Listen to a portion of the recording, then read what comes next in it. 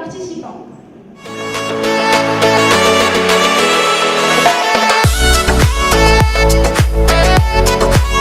Le tronc commun international 1, deuxième équipe, est pour, et les deuxièmes années sciences physiques sont contre. Tout d'abord, le Maroc est un très bon pays touristique. Personnaliser des centres féminins dans les bus publics. Et le projet modéliser la société marocaine. Et la couleur rose ne fait qu'accentuer les stéréotypes, ce qui peut engendrer l'inégalité. Notre sujet du débat aujourd'hui est celui des bus roses. Il s'agit d'une initiative annoncée par le maire de Rabat le 21 décembre 2016. À votre avis, quelle est l'utilité et l'intérêt, le profit d'un stade d'une capacité de 40 000 supporters, mais une fois la Coupe du Monde terminée, que ferons-nous de ces grands stades? Mais je pense que le Maroc a largement la capacité d'accueillir la Coupe du Monde. Sur les réseaux sociaux, et même on ne pourrait pas savoir les idées des autres sur nous et sur le monde. La liberté d'expression est le fait de diffuser ou de partager nos opinions sur une telle personne ou un tel sujet, mais cela doit être dans le cadre des lois et des règlements en vigueur. Oui, mais je vais te dire autre chose. Ce sont les idées les plus incorrectes qui ont besoin d'être exprimées, d'être entendues avec insistance. À votre avis, pourquoi ce film a été censuré? Parce que tout simplement, ce film il contient des scènes choquantes, des scènes mauvaises, qui donnent une mauvaise réputation à notre pays. Cela signifie que chacun peut s'exprimer sans craindre d'être persécuté par autrui ou par l'État. Vous venez de demander pourquoi nous n'aurions pas le droit de dire tout ce que l'on veut. Je vais vous répondre. Les activités parascolaires permettent d'évacuer le stress des cours, de consolider les inspirations et les projets des élèves. Ça permet aussi aux adolescents et aux enfants de faire de nouvelles rencontres et d'être plus sociables. Le divorce n'est pas une raison pour déchirer la famille. La vie conjugale devient un enfer pour le couple.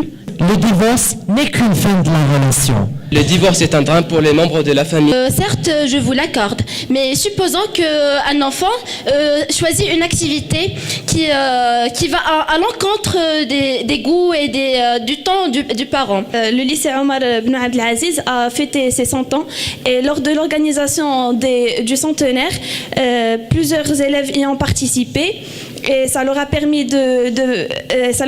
d'acquérir de nouvelles compétences. Oui, c'est vrai, on est en train de faire une activité parascolaire. Mais mademoiselle, il faut savoir que beaucoup d'élèves s'absentent. Je respecte votre point de vue. Et cela m'a poussé vraiment à avoir des mauvaises notes. Donc j'avais 7 ans. J'ai participé à un centre de théâtre. Ce que vous êtes en train de faire ici, c'est une activité parascolaire. Si ce n'était pas intéressant et enrichissant, vous n'auriez pas participé, n'est-ce pas? Et il faut que je vous dise que les activités parascolaires sont un réel atout qu'on peut mettre sur les CV ou lors des entretiens d'embauche. L'enfant se trouve devant un horaire ultra chargé, un générateur de stress bien souvent. Pour moi, les réseaux sociaux, c'est tout un paradoxe. Parce que normalement, les réseaux sociaux ont été créés afin de tisser les liens entre les personnes à qui la distance leur a séparés. Mais au lieu de renforcer ce lien, on remarque qu'on est de plus en plus renfermés sur nous-mêmes. Partant par ces définitions, je pense que les réseaux sociaux renforcent les relations sociales. Certes, mademoiselle, les réseaux sociaux ont plusieurs avantages. Mais pardon, le virtuel ne peut jamais remplacer le réel. Et d'autant plus, j'ai vu une étude montrant que les utilisateurs des réseaux sociaux ont tendance à avoir des relations sociales plus larges et plus diversifiées. Vous savez, pas toutes les personnes timides comme vous sont sociables, deviennent sociables grâce aux réseaux sociaux.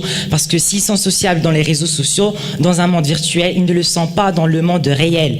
Les réseaux sociaux, comme leur nom l'indique, sont un véritable moyen de communication et de discussion.